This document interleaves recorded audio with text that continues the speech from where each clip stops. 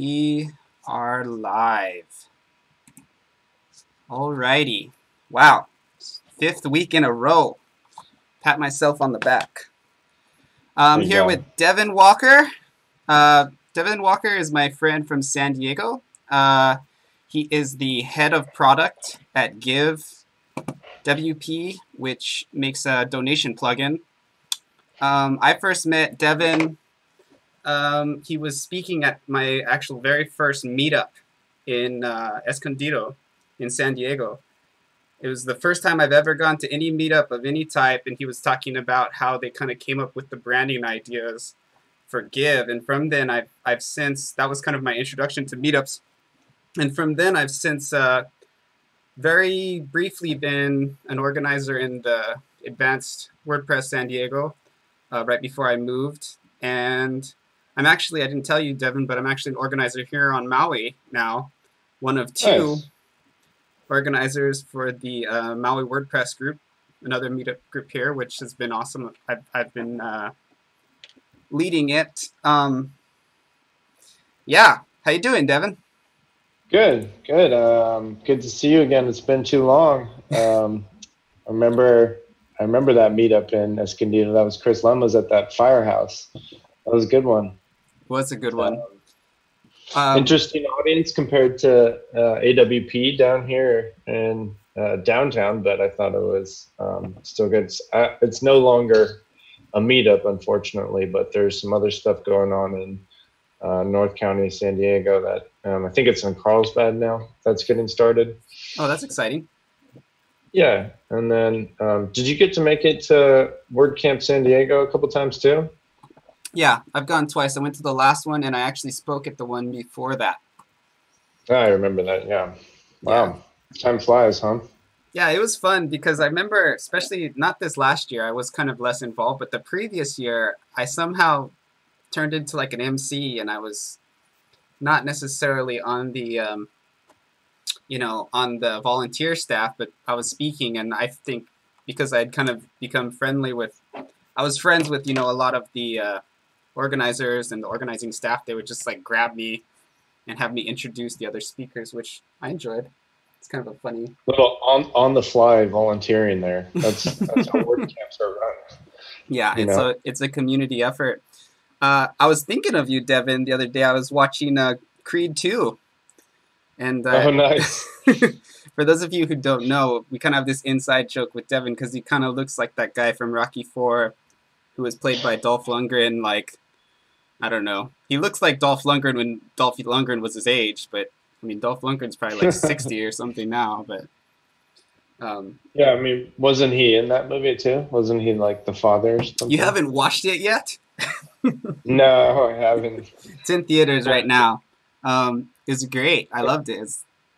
I watched it twice. Yeah, so it's like the dad. Anyway, that has very little to do with WordPress, but it's just kind of this inside joke.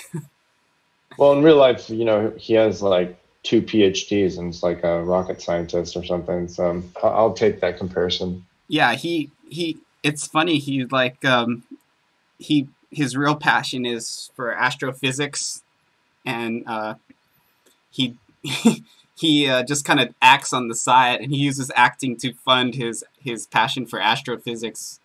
It's a unique combination. There you go. Okay, so let's talk about some WordPress stuff. The first thing I kind of wanted to talk about, because I had some trouble yesterday. For those of you who are watching, the WordPress Gutenberg went live, and it broke like all my sites, kind of. I mean, I was able to make it so in the front end it's like working okay, but in the back end all my sites are like really kind of messed up. And I honestly did not do the best job prepping for for the change. I should have probably ran more staging sites and kind of got it going forever, but it kind of hit me by surprise. As much problems as I've had, I probably manage about maybe 40 sites. I can't imagine what it would be like if you have a plugin like Give and you're literally working with like, I don't know, you guys got to be installed. Like, what do you have now? Like 70,000 installs or something like that? 50. Yeah. Hopefully 60 soon. Yeah, which is insane for a paid plugin, especially. So when you're dealing with an update, do you just kind of wait until the problems arise, or is there much you can do to kind of anticipate what's going to happen? Or there's a lot we can do. There's a WordPress plugin called WordPress Beta Tester, and that allows you to basically jump ahead to either the latest working stable version, which is in development, or they call them like bleeding edge nightly builds, which tend to break. I recommend the first one. But that basically, I think 5.0.1 just released yesterday, which should resolve some of those issues that you were having. I think one of the big ones was some meta boxes like ACF and Yoast were showing up on the post screen incorrectly. I'm not sure if they've resolved that in that. But anyways, I'm already running 5.0.2 alpha because that's because I'm running that beta testing within my local development environment. So you're running a version ahead of what just launched already. Right, because I went into my local environment, logged in, and it checks for that update. If it's available, it'll update it right there before I even get started building or developing on whatever I am for the day. So did you guys pretty much have no surprises pop up, or was there any kind of issues that kind of hit you by surprise?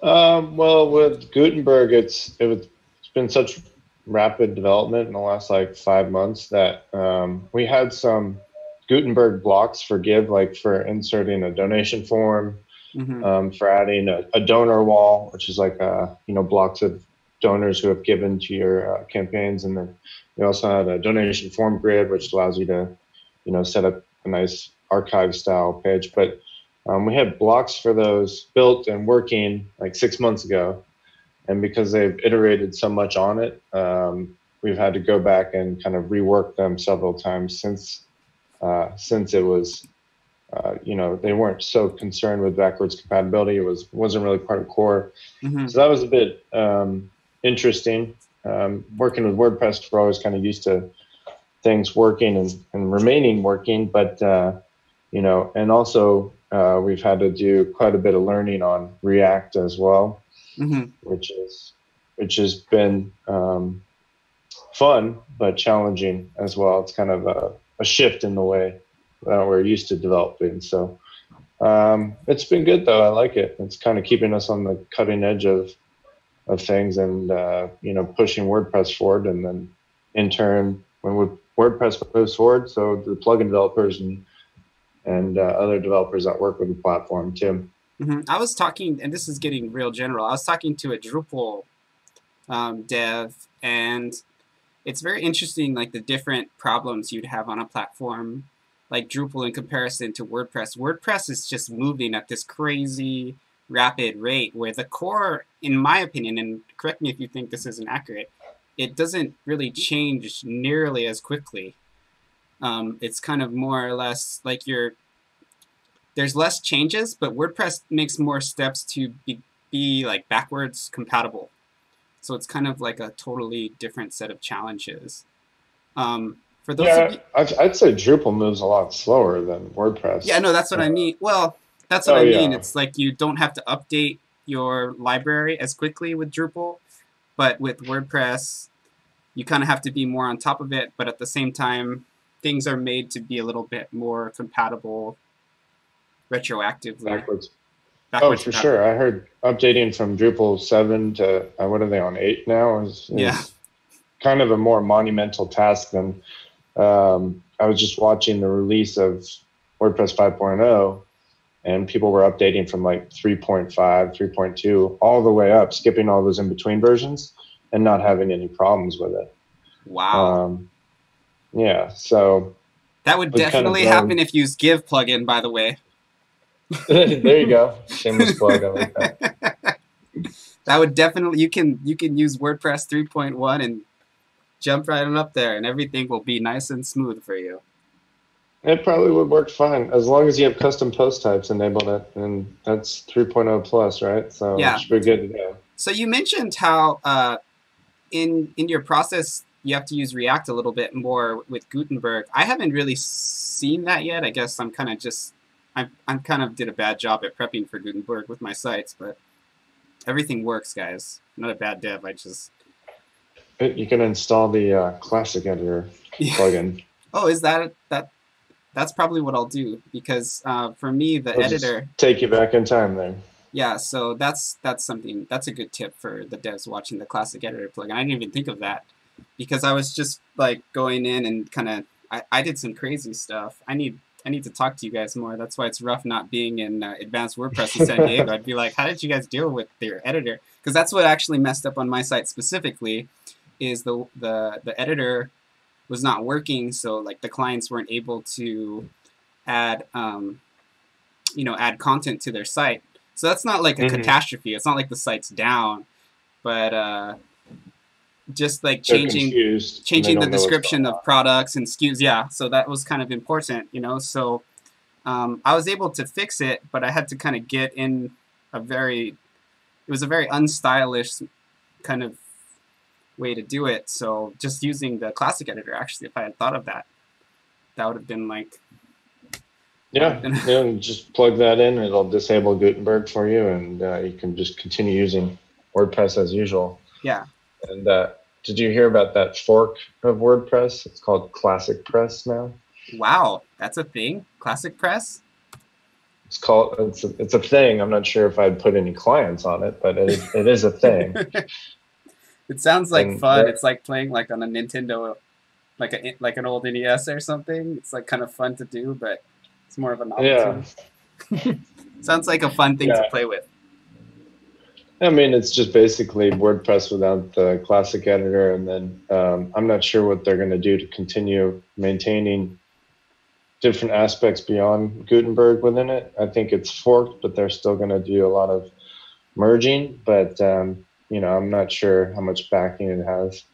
But they're pretty active on Twitter, so you can follow it, and they have some interesting tweets. Yeah. So one thing I wanted to ask you about, you as far as developers go, and I probably know about 1,000 now, and if I was to kind of stereotype them, you probably know 1,000. Probably. Like real casual. I'm not best friends with 1,000 people, but I know like about 1,000 probably out there. Like I could probably, if I spent a couple days, put together a list of 1,000 web developers I knew if I needed to. Yeah. That being said, when I kind of look at them, most of the developers that tend to be super solid and write really beautiful, clean code tend to not be as awesome in the design space. Yeah, it does happen sometimes. Like some people are like, "Oh, you can't be a designer and a developer." Well, my personal philosophy is that you definitely can. I don't know if you can do both well at the same time. That's where it's difficult. But I would say the majority of people making websites out there are like some kind of,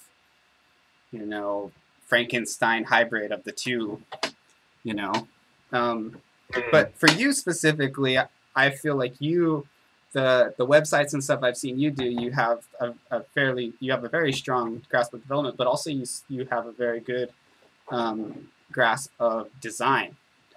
And well, thank you. Yeah. I remember we did the one time we were like maybe 3 years ago for our work meetup. We had this ugly WordPress site contest where we made really ugly sites, and you made the nicest site. I think I couldn't make an ugly one. It's like a beautiful, clean site that I would be ready to hand off to a client. I'm over there like using GIF backgrounds and stuff, trying to make it as ugly as I can. I beat Devin in that contest, by the way. I was following directions, so. Yeah, he was doing it right, but I was doing it right for the contest. I got second. Another guy made a site about pizza, which blew us all away.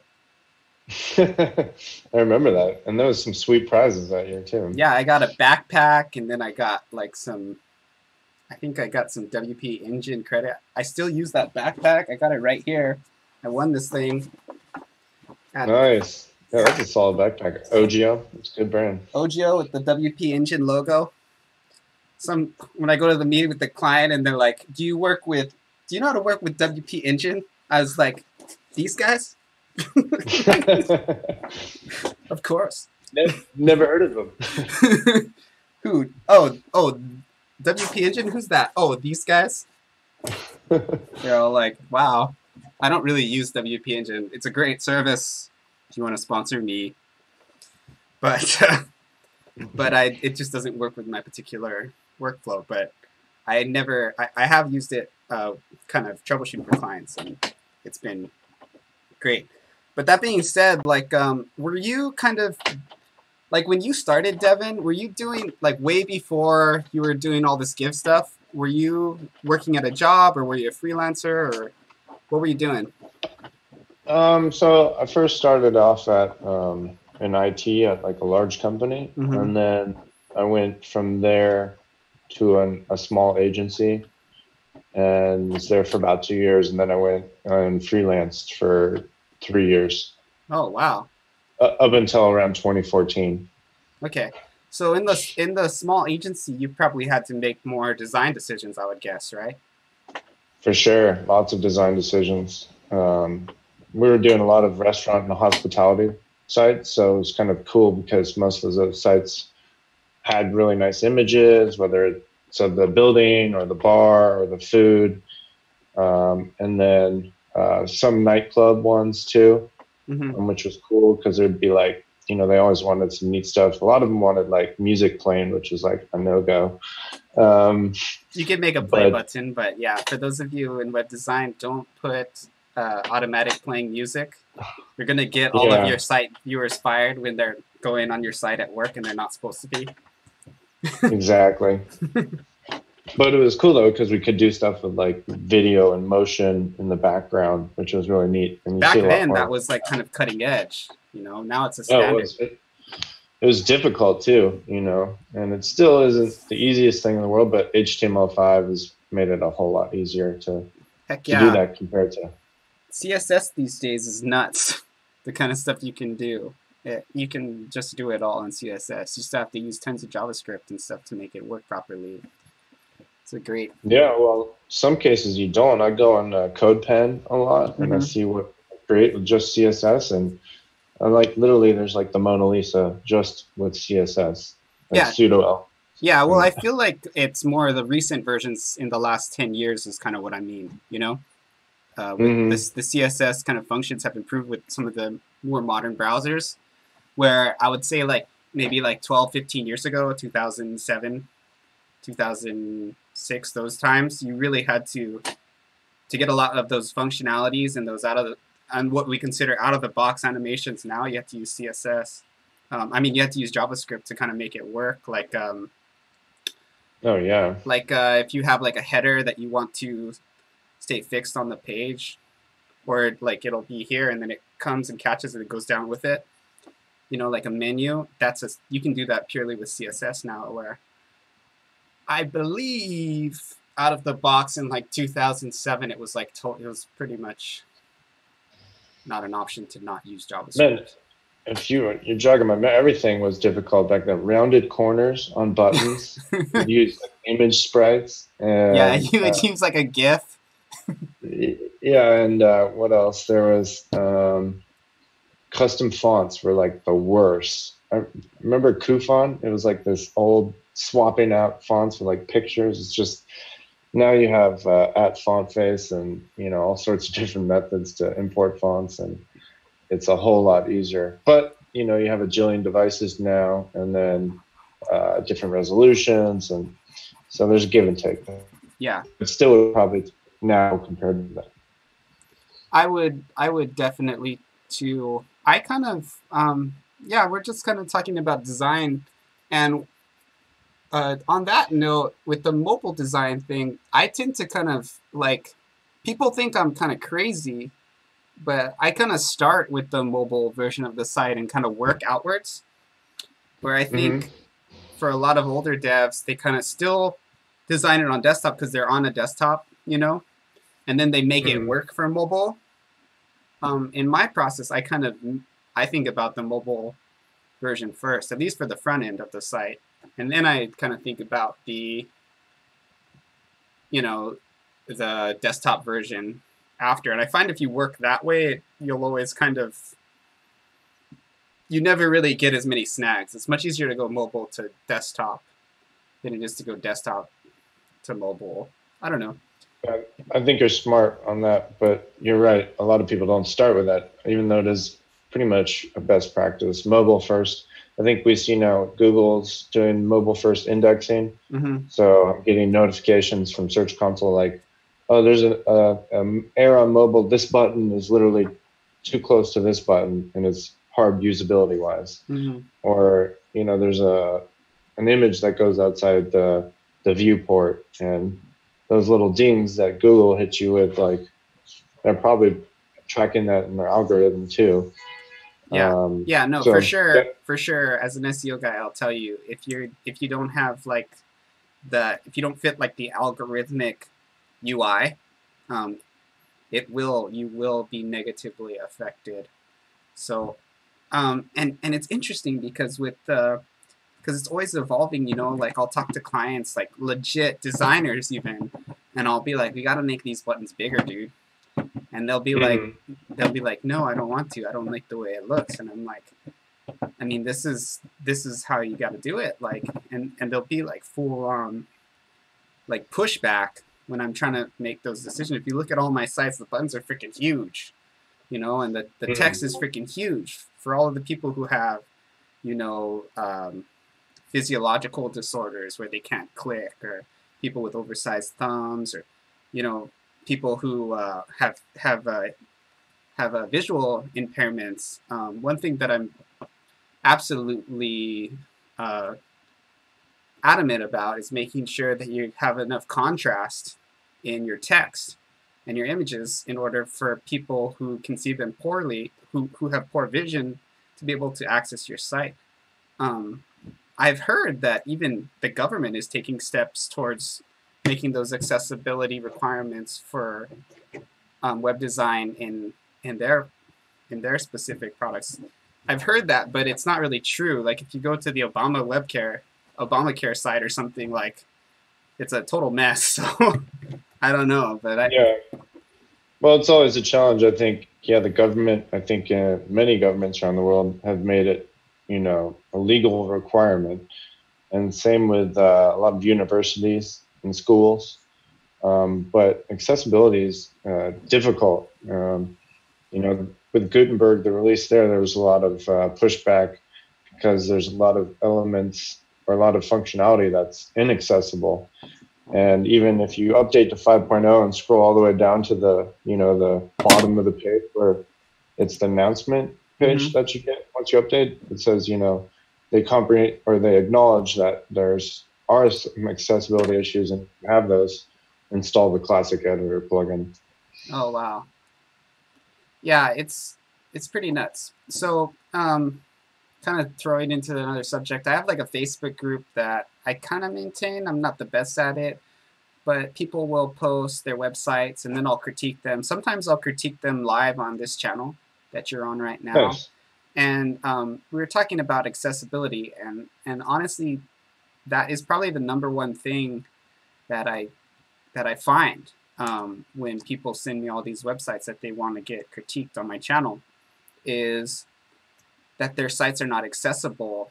I think maybe 5 years ago, it was really hip to use like a light gray on like a big text. Like you make real big text and you make it like a real light gray. There wouldn't be a long, because from a design perspective, if you have that really big letter, it kind of seems like it's screaming at you if there's a lot of contrast. So the designer would in turn decrease the contrast to kind of make it less like less intrusive, less kind of loud, you know?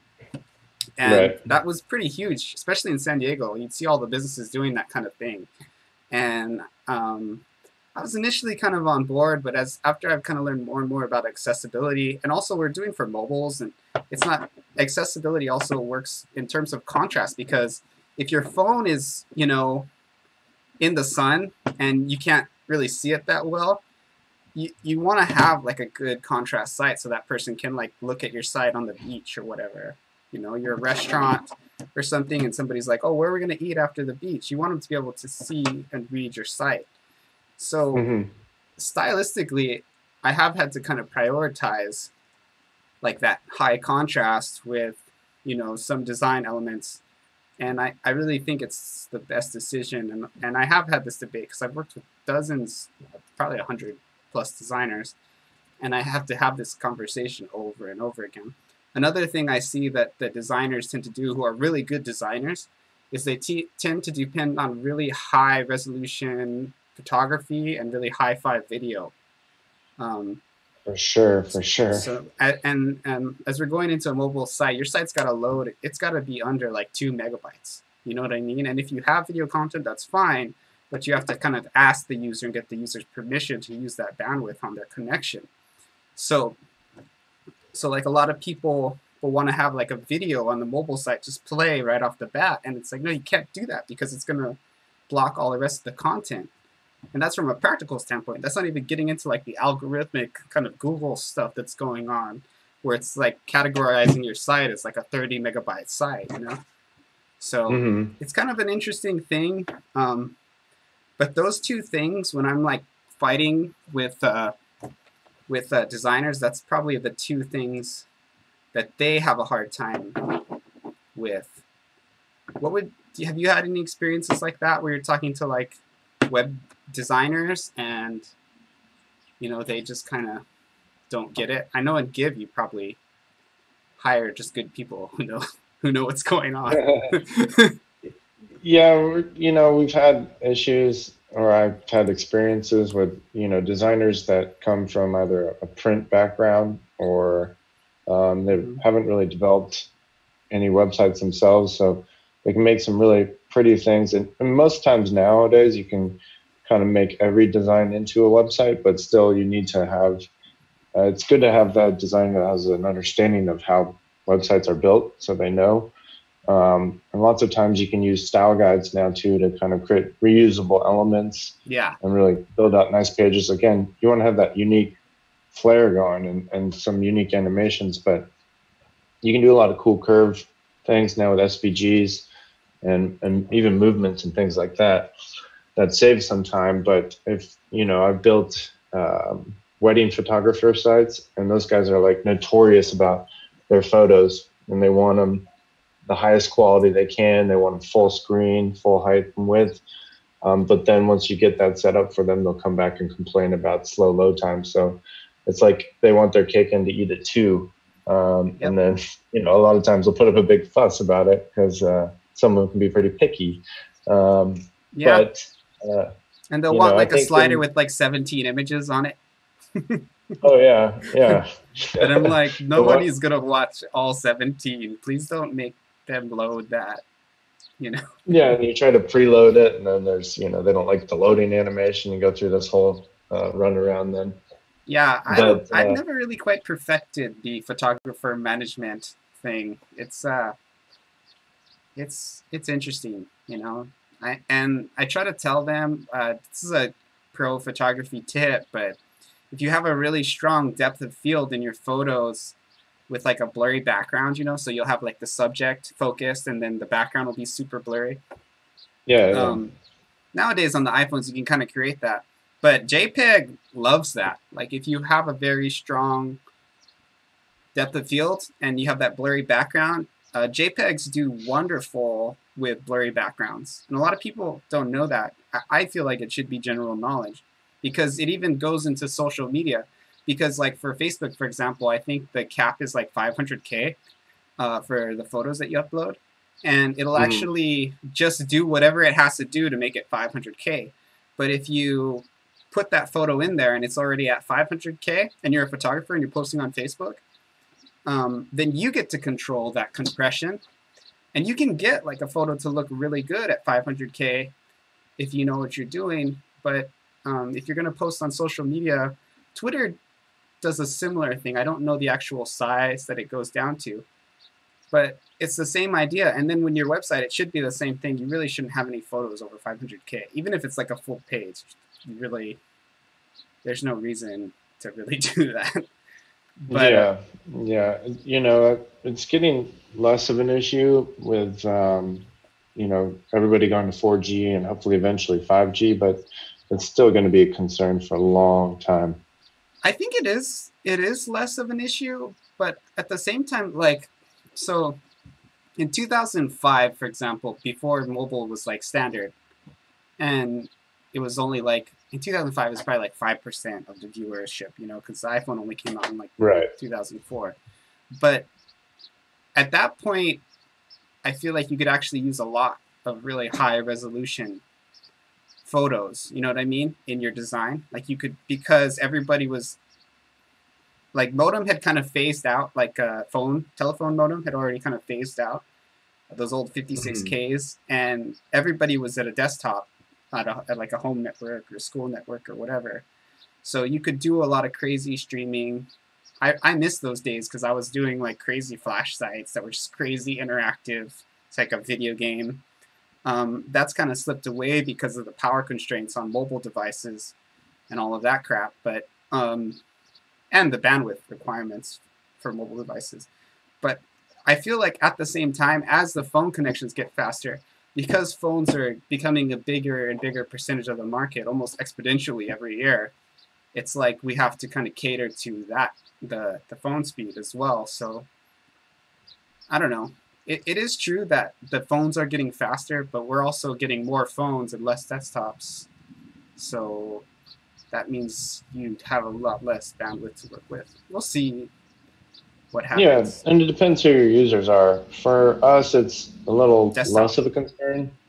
Yeah, we have a large amount of desktop visitors, and you know, if we're talking about our plugin working within WordPress, I'd say, you know, we get very few requests for people saying, you know, I'm trying to log in into my WP admin on my iPhone, and I can't edit my donation form. Because it's, I mean, you still can, but it's not the prettiest experience in the world, because most of them are using desktop. Yeah. But when it comes to our website or a website like Yelp or something like that, where people are usually on the go looking it up, where's my restaurant, right? Checking out this restaurant across the street. You know, your menu, everything should be mobile because people are making those decisions while they're on the move. Yeah. Okay, cool. Let me just look at my list of things we're going to talk about. And okay, so one more thing I wanted to ask about was, well, there's two more things really. And Sure. We'll try to make it brief. Devin's a busy man. He's a very important man in his company. It's almost Friday afternoon. I need to grab my beer here and start. Get out. So you guys do a lot of front-end develop. Well, you have some great front-end developers at Give that I've met, and I know a lot of them, and some great designers as well. And I'm just kind of wondering about kind of developing the back end for a more premium plugin like you guys are doing. So for me, and I'm going to tell you a little bit about my process. I make sites for small businesses, and almost always I'll kind of create the site in Illustrator along with Adobe Illustrator along with a kind of style guide to kind of, so I'll like usually mock up 1 or 2 pages, and then I'll create a style guide, and we'll use that, and then I'll go show them that, and then they'll be like, that looks good, and then I'll create the site. And the worst thing you want with a client is for them to be surprised. Right. Definitely in a bad way, but really just avoid surprises in general. So that's kind of my process. I have experimented a bit with XD, which is like a mobile developing application. And I haven't really done a website on Photoshop for about, I don't know, 10 years now. So I used to do that. Wow. But how do you guys do it if you wanted to? Do you even go through the proof slash mockup? Yeah, for sure, we do. It all kind of starts with kind of an idea and wireframes, whether it's in Balsamic or we have a whiteboard over here. Mm-hmm. And So then, you'll write them out physically. yeah, and I also do quite a bit on paper still with. Me too. Yeah. Yeah, that's kind of where it starts. And I've kind of moved from Photoshop myself to Sketch, which I really like. It has great abilities to, create different symbols and reusable symbols that you can easily create different layouts and save them quite simply by just right clicking and adding them to your symbol library. And you can organize them very well. And then there's this site called sketchappresources.com, which has all sorts of awesome stuff for free that you can quickly add to your project. It is Mac only, so I think you're a Mac user. Most designers are. I've switched actually recently. Did you? Yeah, I'm PC. I'm Windows now. Yeah. No, wow. All right. Well, this is not for you then. There is a Sketch. Isn't there a Sketch version or no? I was like, if you want a free Sketch, is it free or does it cost money? Oh, it's like $99. Oh. Yeah. I think it's Giphy Edit or something. Giphy would be probably the closest thing to Sketch on a Windows computer, which I don't use. I still use the Adobe suite, but. Do you? Yeah, I teach part-time. I teach about maybe 6 hours a week. I teach junior hires how to do like design stuff, and we use Giphy. And we have Sketch too, but I teach them how to use it, although to be honest, I'm not the best at it. But there's only one way to learn. Yeah. Is Sketch more like, is it like a Photoshop equivalent, or is it more vector-based? Do you know? It's you can do both. You can create vectors with it. There's a pen tool just like you're used to. You can, it's different in the way that it's more simplistic and kind of laid out for you. But it's also can get really advanced. I've seen some really excellent stuff come out of there. Yeah, I still have a Mac laptop that I use when I work remotely. Well, I'm always working remotely, but when I work like at a coffee shop or something. So maybe I'll try it out. Illustrator has gotten a little bit too heavy for my laptop, for my Mac laptop. It's like 10 years old. So Sketch might work because I hear that it's a lightweight program, from what I understand. Yeah, it is. It's really great, and it seems like a lot of designers are kind of shifting over to it. Can you export SVGs in it?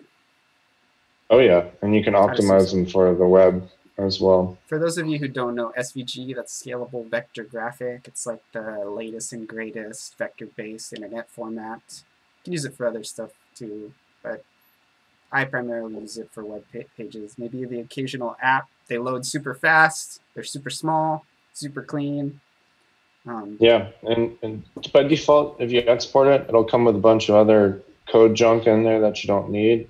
But if Illustrator, and it's not as simple as Sketch, but both of them can export it with like just the bare minimum. Yeah, and then if you know CSS with we're kind of going into nerd territory, but if you're pretty good with CSS, you can actually control what an SVG does very specifically. You can actually move certain points and create some pretty radical animations.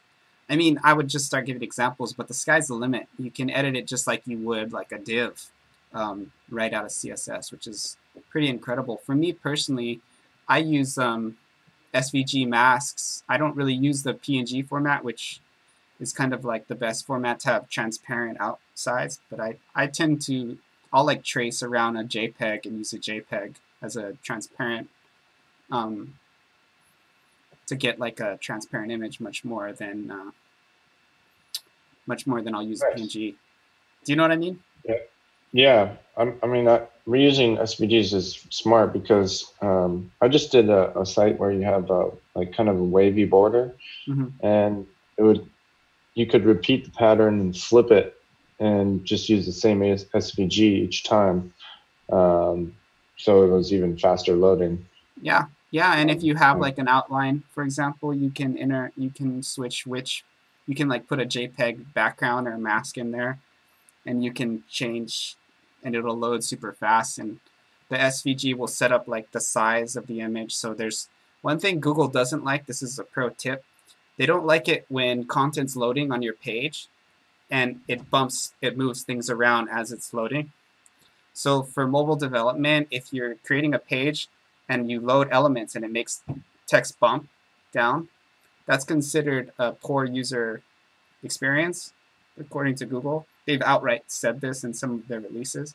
So having SVGs to kind of set up the height and width for those images and kind of make them a set size will when you put your images in there, it'll actually, they load almost instantaneously, so you won't get that bumping down effect of text that you would with like a JPEG or a PNG or a GIF or whatever. So yeah, it's another pro tip. One last topic, and then we can kind of start with the audios. I just wanted to ask you about like premium plugin companies versus like free ones. There's some, for example, there's definitely some free donation plugins out there, and I think Give, apologize me for not doing my research, but I'm pretty sure that Give has a free version. Is that correct? Yeah, we're a freemium model, so the core is on WordPress.org, and then you purchase add-ons just like WooCommerce to enhance the functionality depending on what you want, like to accept credit cards, recurring donations, PDF receipts, things like that. That's great. And then what do you get for the payment? Is it support or? Okay, so our most popular product is our Plus bundle, and basically it gives you access to all of our add-ons that we have currently developed, and any add-ons that we develop in the future. Those will be added to your plan right away. So we're just gonna come out with 2 add-ons before the end of the year, and those people who have active subscriptions will get those add-ons will get notified about that. So it's kind of like your money's working for you. It's like it's like you get the new content and you don't have to worry about it. But you also get support, exactly. Right? What was that? You also get support with the paid bundle. Not only support, you get priority support. So we try to support everybody, whether you're asking a question. Yeah. If you look on WordPress.org, we've got 80% plus of all the questions that are asked of us regularly answered, and it's usually around 90% plus. And then we also have that priority support, which I was talking about, which is really where we try to get back to you within 1 to 2 hours if possible. And of course, support is not open right now on the weekends, and it's all and we go above and beyond with a lot of support too. Matt, who's our head of support, Matt, he was just on a screen share when I walked in this morning. I've jumped on screen shares with people plenty of times as well. And, we're really working hard to kind of make, if you have a question and you're having a difficult time, we're going to help you figure it out and set you up. So, yeah. And it's typically reserved for our active customers. Wow. Man, and that's quite, I mean, you have 50,000 installs, and you're also offering free support. I don't even know how you guys sleep. That sounds... Got to get a number of support staff. And then another reason why, not only for support, but for the longevity of the company, right? If we were just, if you're going to do something as important as e-commerce or fundraising on your website, and you're going to either build it yourself or pay an agency, you want to make sure that the tools that you rely on, the plugins that you rely on, are sustainable for the future and always improving. And how are you going to get that out of a free plugin that's created by some developer, and who knows where that might turn into it's usually, if that's the case, if it's a free plugin, it's a developer who made it for his specific project, and he's like, for kicks, he throws it up, or she. Yeah, Sorry, I don't want to gender discriminate. A lot of female developers. Don't write me hate letters, YouTube.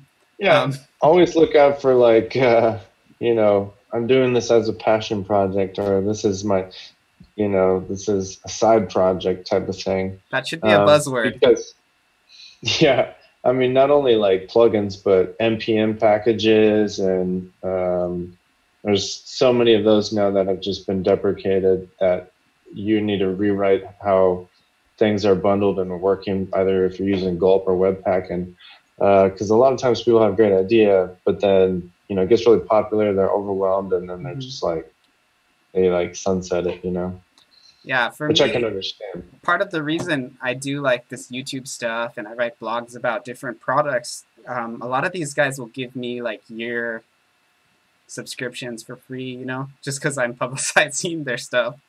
So that's my method of attaining the premium. What are you hinting at something here?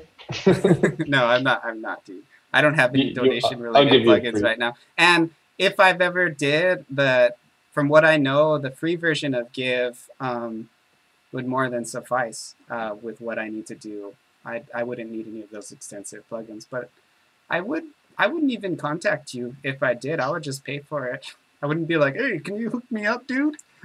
And that's typically what I do too, is like, I know, the Beaver Builder guys, for instance, but and I've built a number of sites on that, but I want to support them. They're not only my friends, but I believe in their company, so pay for it. What has happened, and I made it sound kind of like I'm fishing for free software or free plugins or whatever, but the process that has unfolded is I started off as a customer, and I already had believed in the product, and I would get it. Right. And when I had good work that had like this theme or that plugin involved, I would show people, and then it would usually get back to the plugin developer, the theme developer, or whatever, and then they would be like, "We want you to make more stuff. Like, we'll make all of our tools available to you."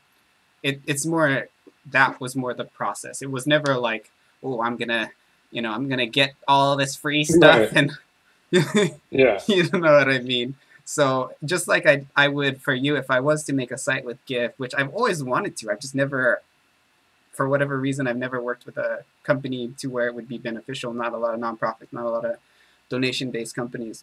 I have recommended it to like, I don't know, probably like 100 people, like churches and nonprofits.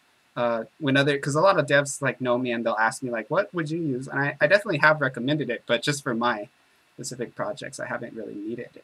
But if I did write something with Git, you can bet I would be like, man, look at this site I made. I use your plugin. It's so awesome. I definitely would contact you and tell you that. You could highlight it in a Give story or something like that. Yeah. Oh yeah. And then it's good. Boost my SEO on my site and all that stuff. Everybody benefits. Okay, cool. Well, we've taken enough of this busy man's time. It's a Friday, so like he said, he's got to go and hit up the bar and go hit that San Diego party scene that I'm no longer part of, but I miss. Oh, yeah, we gotta get you back here sometime soon. But yeah. Thanks for having me on here. Dev's gone wild. It gets crazy, gets rowdy, sometimes strange. And very nerdy. Yeah, for sure. So I left a link to Give. You can check them out in the profile if you guys have any questions later on. Let me just make sure. Doesn't look like there's any questions in the site. Just people saying that they think a lot of people commented on how I'm like subtly kind of promoting your product. Like they're joking. Okay, cool, Devin. It's great to see you, man. Glad you're doing well. Glad Give is doing well. Tell Matt I said what's up from a fellow Point Loma alum. And I'm going to shut down here. Thank you, everybody, for watching, and I'll see you later.